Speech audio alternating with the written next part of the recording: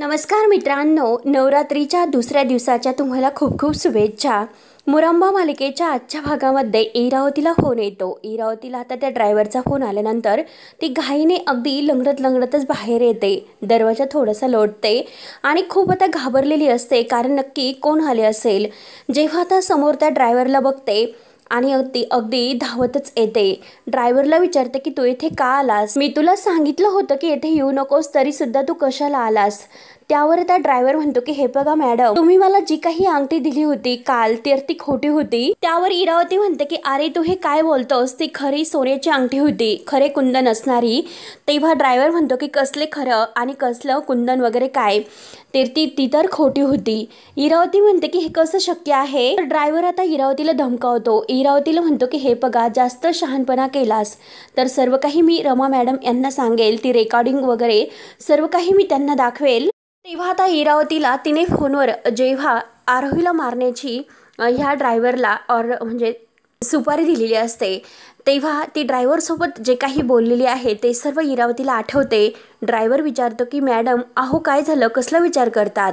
त्यावर आता इरावती बरोबर त्याला गुल करण्याचा प्रयत्न करते। दीपक, तुला पैशाची गरज होती म्हणून ती रिंग मी तुला दिली होती आणि तुला पैसे तर मी देणारच होते। मी तुला सगळे काही पैसे देते, परंतु त्या बदल्यात तुम्हाला ते फोनचं रेकॉर्डिंग वगैरे सर्व काही द्यायचे। तेव्हा आता तो ड्रायव्हर हसतो, हे बघा तुम्ही मला पैसे द्या आणि मी ती रेकॉर्डिंग तुम्हाला देते। आता हे बघा, त्यासाठी मी तुम्हाला 24 तासाची मुदत देतो। 24 तासामध्ये मला सगळे काही पैसे हवे आहेत, पूर्ण 1 लाख रुपये। त्यावर आता इरावती म्हणते की अरे काय बोलतोस तू, 24 तासामध्ये 1 लाख रुपये? आपलं काय ठरलं होतं? फक्त 40,000 हे काम ठरले होते।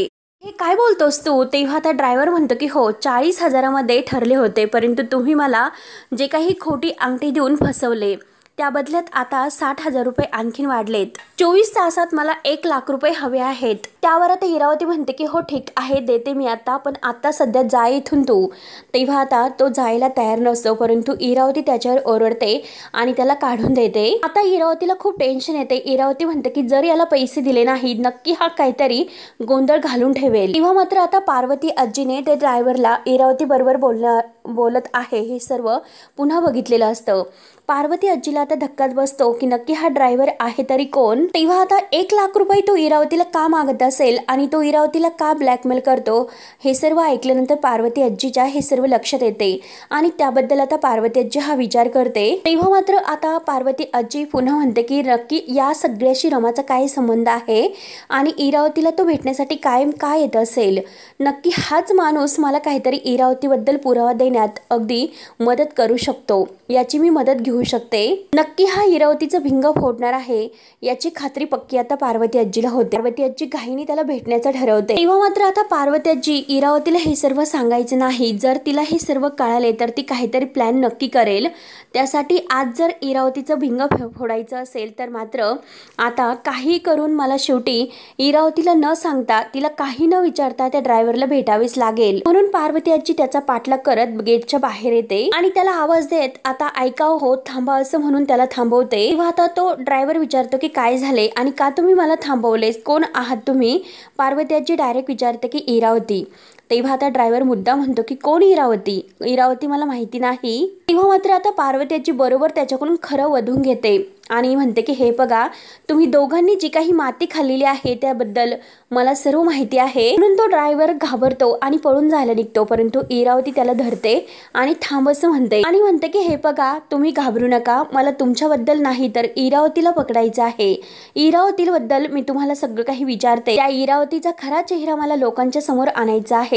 ड्रायव्हरला काही समजत नाही। ड्रायव्हर विचारतो की म्हणजे काय? तेव्हा आता लगेच पार्वती आजी आता ड्रायव्हरने काय असं विचारल्यानंतर तो जो काही ऑडिओ रेकॉर्डिंग आहे ना, ती मला हवी आहे असं आता ड्रायव्हरला विचारते। त्यावर आता ड्रायव्हर म्हणतो की मी तुम्हाला कशाला ते देऊ, कारण मला माहिती आहे, सर्व कळाले मला की तुम्हाला ते सर्व कशाला पाहिजे। त्यावर आता पार्वती आजी म्हणते की हे बघा, तुमचं नाव कशातही घेतलं जाणार नाही, कशातही तुम्हाला गुंतवलं जाणार नाही। मला फक्त इरावतीला अडकवायचं आहे, इरावतीला एक्सपोज करायचं आहे। तर ड्रायव्हर काही रेकॉर्डिंग द्यायला द्यायला तयार नसतो आणि तो पार्वतीला म्हणतो की मी कशाला संकट ओढून घेऊ. पार्वती आजी म्हणते की चल मी तुला पैसे देते. इरावतीने तुमच्याबरोबर जे डील केलेलं आहे त्या बदल्यात मी तुम्हाला त्यापेक्षा जास्त पैसे देते दुपटीने. तेव्हा आता तो ड्रायव्हर म्हणतो की मला दागिना वगैरे काही नको, मला कॅश हवी आहे आणि ती पण रोकड. त्यावर त्या पार्वती आजी खाली बघते तर ड्रायव्हर विचारतो की काय झाले, डील मान्य नाही का. पार्वती आजी म्हणते की मान्य आहे आणि कुठे मी ती कॅश घेऊन येऊ असं त्या ड्रायव्हरला विचारते. तेव्हा तो ड्रायव्हर म्हणतो की तुमचा नंबर द्या, मी तुम्हाला त्या ठिकाणी पत्ता पाठवतो. हा पत्ता जो पाठवलेला आहे त्या पत्त्यावर लवकरात लवकर येऊन मला पैसे द्या असे तो आता ड्रायव्हर म्हणतो आणि ड्रायव्हर तेथून निघून जातो. तर पार्वती आजी विचार करते की रमा आणि अक्षय माझ्यामुळे वेगळे झालेत. दोघांना वेगळं करण्याचं जे पाप मी केलेलं आहे त्या पापातून लवकरात लवकर मला मुक्त व्हायचं आहे आणि त्यांचं नातं परत लवकरात लवकर फुलवात करायचं आहे. इरावतीचं भिका फोडून रमा आणि अक्षय या दोघांना मी परत एकत्र आणणारच असे आता पार्वती आजी ठरवते. त्यानंतर आता हे त्रिकोटी कुटुंब म्हणजे आपले रमा, अक्षय आणि आरोही इतके छान आता एन्जॉय करून बाईकवर बसायला येतात आणि मस्त स्कूटीवर आता आरोही त्यांच्यामध्ये अगदी दोघांचा हात धरून बसते. परंतु आरोहीच्या परत काय लक्षात येते, दोघांना एकत्र आणण्यासाठी आरोही काही आता ही नकलीच असते. आरोही मात्र आता पुन्हा गाडीच्या खाली उतरते आणि रमाला आता अगदी हाताला धरून ती अक्षय शेजारी आता मागचे बाजूला बसवते. आता अक्षयला आणि रमाला एकत्र आणण्यासाठी आरोही चांगलाच प्रयत्न करत असते. मुद्दाम आता रमाचा हात धरते, अक्षयच्या खांद्यावर ठेवते आणि मुद्दाम आता रमाला ढकलून वगैरे सुद्धा देत असते म्हणजे रमा अक्षयच्या अंगावर जाऊन पडते. आता अक्षय मागे वळून रमाकडे बघत असतो. दोघे आता एकमेकांकडे बघत असतात. तर आरोही आता रमाला अक्षयच्या पाठीमागे बसवते, हात खांद्यावर ठेवते आणि स्वतः मात्र आता समोर तेथे डिकीवर बसायला येते. तेव्हा आता आरोहीला हसू येत असते. आरोही आता सारखी रमा आणि अक्षय दोघांकडे बघत असते. तेव्हा आता अक्षय हेल्मेट डोक्यामध्ये घालतो आणि रमाकडे बघतो. रमा सुद्धा खूप खुश होत असते आणि अक्षयच्या खांद्यावर हात ठेवत असते. परंतु अक्षय जेव्हा मागे वळून बघतो तेव्हा रमा पुन्हा हात काढून घेते. त्यानंतर आता आरोही मुद्दाम हसत असते आणि मुद्दाम ती ब्रेक दाबते. तर आता रमा पुन्हा अक्षयच्या अंगावर येऊन पडते. तर आता आरोहीला हसू येत असतं. अक्षय पुन्हा वळून बघतो आणि आता तो आरोहीचा चेहरा पुढे वळवतो आणि रमाचा हात पकडून तो आपल्या स्वतः खांद्यावर ठेवतो. रमाला खूप असा आनंद होतो. रमा आता अक्षयकडे बघत असते आणि आज खऱ्या अर्थाने हे त्रिकोणी कुटुंब एकत्र खूप छान असं क्यूट कपल आणि ती आरोही बरोबर दिसत असते. रमा आता सारखी खुश होत अक्षयकडे बघत असते. खांद्यावर आता अक्षयने स्वतः तिचा हात धरून ठेवलेला असतो. तिला खूप आनंद होतो आणि आता हे दोघांचं जे काही सुरू आहे तर आता ही अगदी गालातल्या गालात मात्र आरोही खूप छान असे हसत असते. त्यानंतर आता बाईकवरून येऊन असे छान एन्जॉय ते आता हसत असतात आणि एका ठिकाणी येऊन पुन्हा उतरतात. आता त्या ठिकाणी सुद्धा त्यांना आईस्क्रीम वगैरे खायची असते. तेव्हा मात्र आता खूप असा एन्जॉय करून आता एका ठिकाणी उतरल्यानंतर दोघेही आरोहीला उचलून घेतात आणि आता आरोहीला दोन्ही बाजूने धरून दोघेही हात पकडतात आणि तिला मस्त एन्जॉय करत घेऊन जात असतात. आरोहीला तर खूपच आनंद होतो आणि हे दोघे सुद्धा खूप खुश असतात.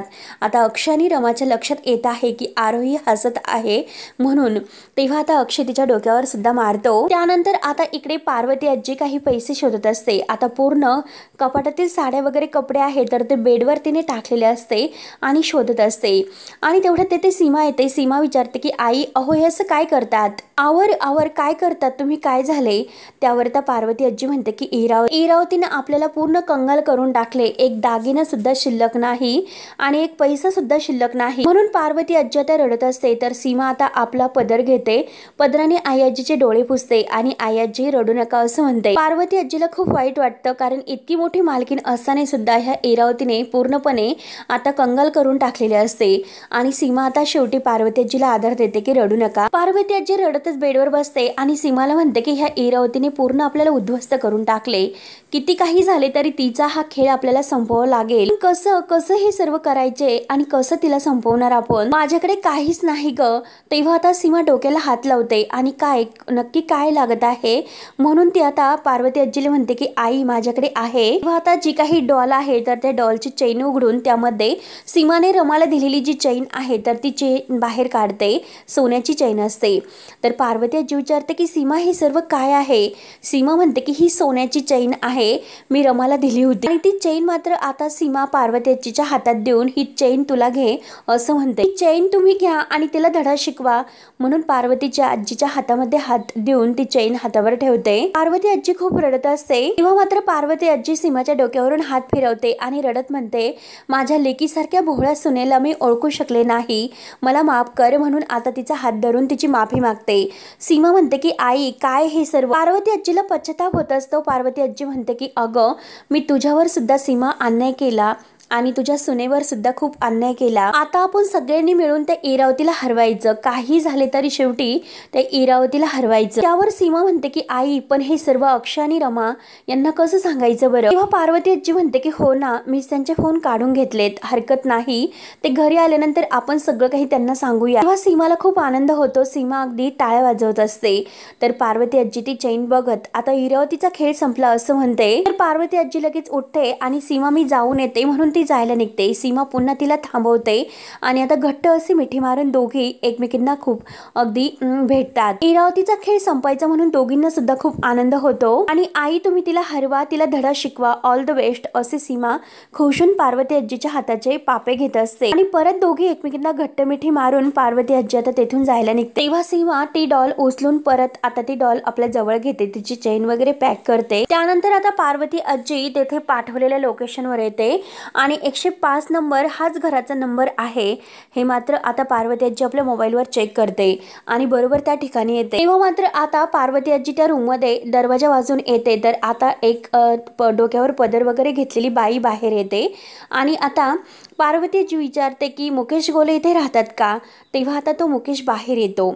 तेव्हा आता तो जी काही ती बाई आहे तर तिला आत जायला सांगतो आणि आता पार्वती आजी त्या रेकॉर्ड वगैरे मागत असते परंतु तो आता तिला बसायला सांगतो. मात्र आता तो मुकेश आहे तर तो पार्वती आजीला ती रेकॉर्डिंग ऐकून दाखवतो. आता इरावती त्याच्यात जे काही बोललेलं आहे की ती मुलगी गाडीमध्ये एकटी आहे ना, मग गाडी ही दरीच्या दिशेने जाऊन दे, म्हणजे आरोहीला मारण्याचा प्रयत्न इरावतीने केला होता हे पार्वती आजीला समजल्यानंतर तिला तर धक्काच बसतो. पार्वती आजी स्वतःच्या मनात म्हणते की खरंच इरावती किती नीच आहे आणि तिचा हा नीचपणा मी सगळ्यांच्या समोर आणल्याशिवाय राहणार नाही. तेव्हा मात्र आता इकडे रमा आणि अक्षय आरोही एकत्र खूप छान एन्जॉय करत असतात. मस्त उड्डिक्का बाल वगैरे खात असतात आणि अगदी भरपूर एन्जॉय ते करतात. अगदी आज खऱ्या अर्थाने त्यांचं स्वप्न पूर्ण होत असते असे त्यांना वाटते आणि आरोहीबद्दल प्रत्येक प्रेमाचा आणि ह्या आनंदाचा ते अगदी क्षण काही सोडत नाही, पुरे एन्जॉय ते करत असतात. त्यानंतर आता रमा आणि अक्षय खूप छान प्रकारे एन्जॉय करत असतात. आरोही बरोबर प्रत्येक क्षणाचा ते आनंद घेत असतात. इतक्या दिवस हे वेगळं राहिलेलं कुटुंब आज खऱ्या अर्थाने एकत्र खूप छान आणि खुश दिसत असते. त्यानंतर आता इकडे पार्वती आजीला रेकॉर्डिंग ऐकून झाल्यानंतर आता लगेच जो काही पेन ड्राईव्ह आहे तर तो मुकेश हातामध्ये देतो. तर पार्वती आजी म्हणते की ठीक आहे, आता ही जी काही रेकॉर्डिंग तुम्ही मला दिली त्या बदल्यात हे पैसे लाखापेक्षा जास्त आहे आणि ठरलेल्यापेक्षा जास्त जे काही रक्कम आहे मी तुम्हाला दिलेले आहे. तेव्हा आता पार्वती आजी त्या मुकेशच्या हातामध्ये पैसे देणार. तोच लगेच आता तो मुकेश म्हणत असतो की पैसे माझ्या बायकोच्या हातात द्या. तेव्हा आता पैसे बायकोच्या हातात द्या असं म्हटल्यानंतर पार्वती आजी म्हणते की बायको तर जास्त चांगली संस्कारी दिसते तुमची, म्हणून आता ते इरावतीच्या पाया पडते. आता इरावतीच्या पाया पडल्यानंतर मात्र आता इरावतीचा लगेच ती म्हणजे हात धरते, कारण पैसे जेव्हा आता इरावती तिच्या हातात देते आणि आता ती जी काही मुकेशची बायको आहे तर ती मात्र दुसरी तिसरी कोणी नसून काहीतरी प्लॅन त्यांचा असा ठरलेला असतो आणि ती लगेच आता मुकेशच्या हातात पैसे देऊन पार्वती आजीचा हात धरते. पार्वती आजी म्हणते की अगं माझा हात का धरलास तू, सोड माझा हात, अगं ही कोणती रीत झाली, माझा हात सोड ना. तेव्हा आता मुकेश हसतो. मुकेश म्हणतो की खूपच संस्कारी आहे माझी बाई. तेव्हा आता पार्वती आजी म्हणते की हात सोड माझा. तेव्हा आता इरावतीच असते ही. इरावती लगेच आपल्या डोक्यावरचा पदर बाजूला काढते. तर पार्वती आजीला इरावतीला बघून खूप मोठा धक्का बसतो. आता मुकेश आणि इरावतीचा हा एक प्लॅन असतो. पार्वती आजी इरावतीकडे बघते आणि पार्वती आजीच्या पायाखालची जमीन सरकते. आता आता इरावती पार्वती आजीकडे बघून हसत असते. तेव्हा आता लगेच पार्वती आजी म्हणते की इरावती तू, तर इरावती हसत असते. आणि तेव्हा आता मुकेश आता जेव्हा पार्वती आजीला भेटला त्यानंतर इरावती त्याला भेटायला आलेली असते पैसे देण्यासाठी. आणि तेव्हा सर्व जे पार्वती आजी मुकेशशी जे काही बोललेली आहे त्या सर्व काही आता तो इरावतीला सांगतो. आणि इरावतीला सांगितल्यानंतर आता इरावती म्हणते की म्हणजे पार्वती आई माझ्या विरोधात उभी आहे तर, आणि माझ्या विरोधात आता ते रेकॉर्डिंग मिळवण्यासाठी तिने तुझ्याशी डील केलेली आहे तर. तेव्हा आता ड्रायव्हर म्हणतो की हो हो, आणि ती मी डील मान्यसुद्धा केली, त्यामुळे आता ही रेकॉर्डिंग मी त्यांना देणार असं आता ड्रायव्हर म्हणलेला असतो. ते ऐकून आता इरावती म्हणते की काय काय बोलतोस, आणि मला जर कोणी जास्त पैसे देत असेल तर मी हेच करणार असे तो इरावतीला म्हणतो. इरावती म्हणते की काय बोलतोस, तर ड्रायव्हर म्हणतो की हो, कारण हाच माझा धंदा आहे. तर इरावती आता म्हणते की खरंच. इरावती लगेच आता त्याच्यावर पिस्तूल उगारते आणि त्याला मारण्याची धमकी देते. तेव्हा आता हा मुकेश खूप घाबरतो आणि मॅडम मॅडम करत असतो. तर इरावती म्हणते की आता तू काय करणार आहे, ही रेकॉर्डिंग तू तिला देणार आहे का, आणि आता हात वर कर आणि मी तुला जे सांगते ते काम तू कर असं आता इरावती त्याला धमकावते. नाहीतर हे बघ, तुझ्या घरामध्ये आई बहीण मुलं सगळे काही असतील ना, बायका मुलं आतमध्ये असतील ना, चल मग आता जर तुला त्यांना वाचवायचं असेल तर मी तुला जे सांगते ते काम तुला करावंच लागेल. तेव्हा आता मुकेश घाबरतो आणि इरावतीच्या सांगितल्याप्रमाणे तो करायला तयार होतो. त्यामुळे मी तुला जे काही सांगते ना तेच काम तू करायचं आहे, रेकॉर्डिंग फक्त कुणाला द्यायचं आहे, कुणाला द्यायचं म्हणून इरावती त्याची कॉलर पकडून त्याला पिस्तूलची भीती दाखवते, म्हणजे त्याला मारण्याची धमकी देते आणि त्याला चांगलीच अगदी घाबरवते. रेकॉर्डिंग कुणाला द्यायची तर मला द्यायची त्या बदल्यात, आणि त्या बदल्यात मात्र पार्वतीने जे पैसे आणलेत ना ते सगळे काही पैसे तुझे असेल आणि मी सुद्धा तुला काही पैसे देणार आहे तर, आणि करशील ना हे सर्व, आणि जर तुला मान्य नसेल तर मी तुझी फॅमिली उद्ध्वस्त करेल, त्यांना मारून टाकेल, करतो ना तू हे सर्व. तेव्हा बिचारा मुकेश आता घाबरतो आणि तो इरावतीच्या पाया पडत म्हणतो की मॅडम मी हे सर्व करायला तयार आहे, म्हणून तो इरावतीशी हात मिळवणी करतो. इरावती त्याला खाली बसायला सांगते. आता हे सर्व सांगितल्यानंतर पार्वती आजी खूप घाबरते. इरावती तिला खाली धमकावतच बसवते आणि मम्मा, पार्वती आजी म्हणते की इरावती तू हे चांगलं नाही करू शकत. तेव्हा आता इरावती म्हणते की मम्मा मी किती वाईट करू शकते हे तुला चांगलंच माहिती आहे तर. तेव्हा आता इरावती त्या मुकेशला म्हणत असते की हिचे हातपाय वगैरे सगळं काही बांधायचं आणि हिला लांब कुठेतरी सोडून यायचे. तर मुकेश हसून म्हणतो की हो मॅडम. तेव्हा आता इरावती म्हणते की अगं काय, स्वतःच्या आईशी तू असं वागू शकते, काही काळीज वगैरे आहे की नाही तुला. तेव्हा आता इरावती बघून हसत असते, कारण तिला आता पार्वती आजीचं खूप असं हसू येत असते आणि आता आईशी सुद्धा ती असं वागू शकते, म्हणून आता पार्वती आजीला इरावतीचा आणखीनच राग येतो. इरावती म्हणते की अशी आई की जिने माझ्या प्रियकराचा खून केला, आणि जी आई का जिच्यामुळे त्या खुनाचा संशय माझ्यावर येणार होता, जी आई की जिने खुनाचा संशय माझ्यावर न येण्यासाठी मला अमेरिकेला पाठवले, लोकांच्या समोर हे सर्व येऊन न देण्यासाठी मला कायमचं इथून तोडून टाकले, आणि ह्या सगळं जे काही घडले या सगळ्या म्हणजे प्रकारामुळे मी डिप्रेशनमध्ये गेले, आणि जी आई का तिने मला कायमचं अमेरिकेत तर पाठवलं परंतु तिच्या स्वार्थासाठी पुन्हा भारतामध्ये सुद्धा बोलावलं, अशा निर्दयी आईच्या मुलीला काळीज असू शकतं का. तेव्हा आता पार्वती म्हणते की हे बघ इरावती, अगं तुला हे सर्व महागात पडणार आहे, कारण मला सुद्धा पार्वती मुकदम म्हणतात. तेव्हा आता इरावती खूप काही पार्वती आजीवर ओरडते आणि हे बघ जास्त बोलू नकोस नाहीतर मी तुला मारून टाकेल.